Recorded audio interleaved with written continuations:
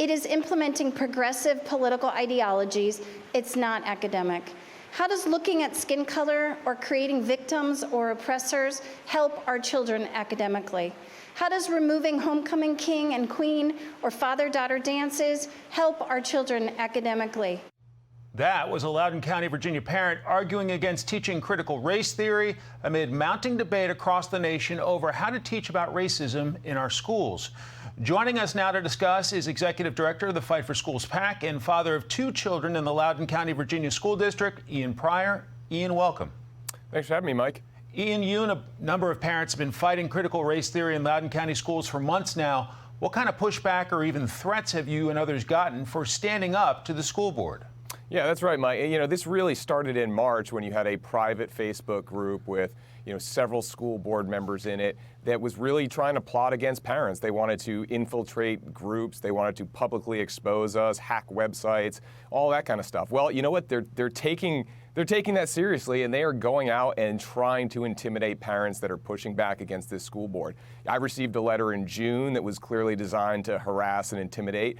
Another member of our organization, they sent a letter to her workplace saying that she was a racist. They had pictures of her. And now just this week, there's been a 3rd letter sent to somebody's workplace that is accusing somebody of committing crimes and all sorts of nefarious behavior. And they're all anonymous. And so it's clear that this is something that was generated, through what they see as fighting people that aren't standing up against racism. And quite frankly, it's scary. It should be embarrassing for the people that are doing it, because what we're trying to do is talk to our government, push back against our government. Meanwhile, you have these private citizens that are allied with the school board that are out there harassing parents through, quite frankly, interstate mail. Interesting. Okay, so we had a school board meeting in Loudoun County, Virginia just this week. You had parents standing up, frustrated and venting about critical race theory, about masks, and also about vaccine mandates. What's the level of frustration right now in your community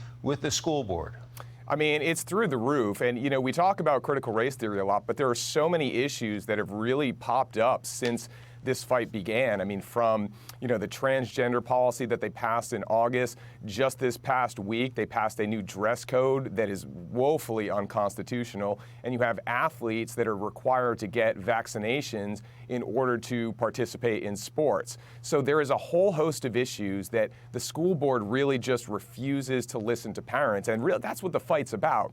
It's about ensuring that our elected representatives give parents a seat at the table, that they listen to what we're talking about, that they work with us and try and develop policies that are in the best interest of the children.